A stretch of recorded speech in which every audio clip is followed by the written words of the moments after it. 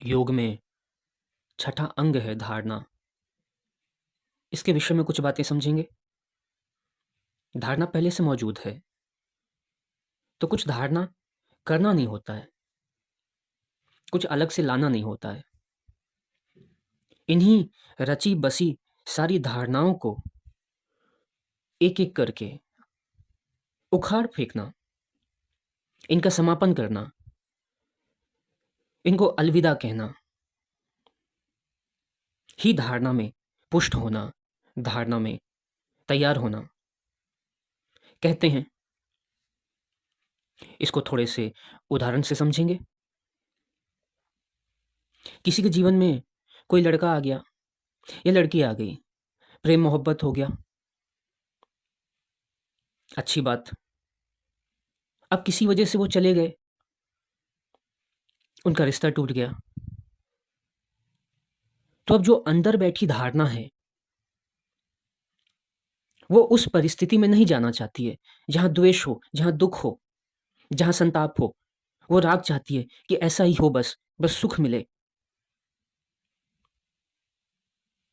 तो जब रिश्ते टूटते हैं तो दुख होता है, अलापता है, रोता है या रोती है, आरोप प्रत्यारोप करते हैं, नशे पते में उलझ जाते हैं। उसकी धारणा, बहुत दुख से गुजरता है इंसान, चाहे लड़का हो चाहे लड़की हो।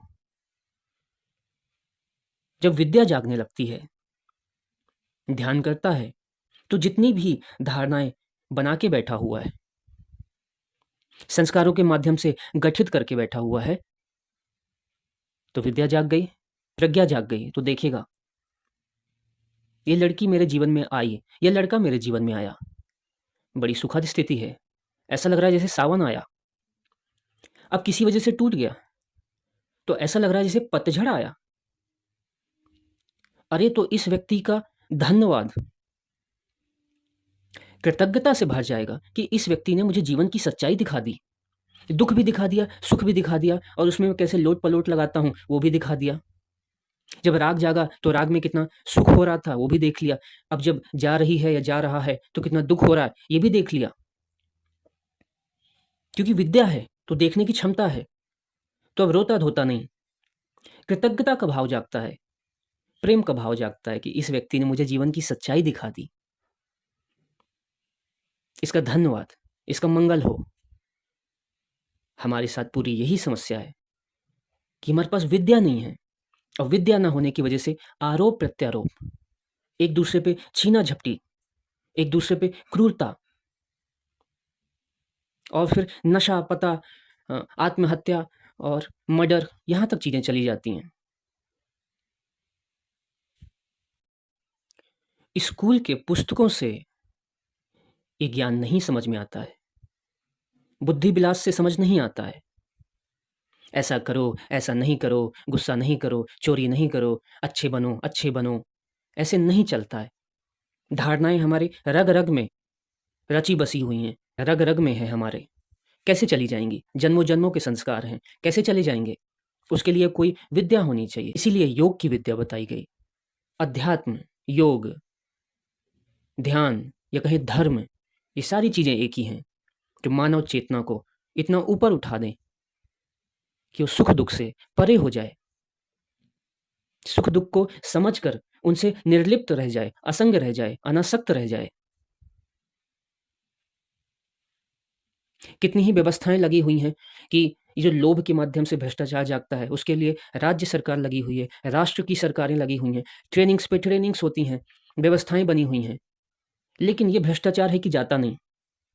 अब जब तक उन लोभ के संस्कार को धारण के माध्यम से ही देखना नहीं सीखेगा, उसको हटाना नहीं सीखेगा, उसकी जड़ों तक नहीं पहुँचेगा, उससे होने वाले दुखों को नहीं समझेगा, उससे होने वाली खुद की हानि, समाज की हानि को नहीं देख पाएगा, और ये बल विकसित नहीं कर पाएगा कि ये गलत है, ये पाप कर्म है। इससे समाज में गरीबी होती है, भ्रष्टाचार होता है। यही गरीब लड़का कल को बलात्कारी बनेगा, कल को चोर बनेगा, तो इसका ज़िम्मेदार वो व्यक्ति है जो आज पदों में बैठा है। तो ये पूरी गतियाँ उसको समझ में आ जाती हैं कि मैं ज़िम्मेदार हूँ, मैं इसके पीछे कारण हूँ। हर एक इंसान कारण है, समझने लगता है, जब धारणा जागती है, ध्यान जागता है, विवेक जागता है, तो ये विद्या इतनी ऊँची विद्या है, ये कोई शारीरिक क्रिया तक सीमित नहीं है, कसरत कर लिया, कसरत योग बिल्कुल नहीं है। इंसान को भगवान बना दे, तेजस्वी बना दे, ऐसी विद्या है। भारत को शिखर पे पहुँचा दे, ऐसी विद्या है। इसकी कुछ बातें, गहरी बातें समझ लेंगे।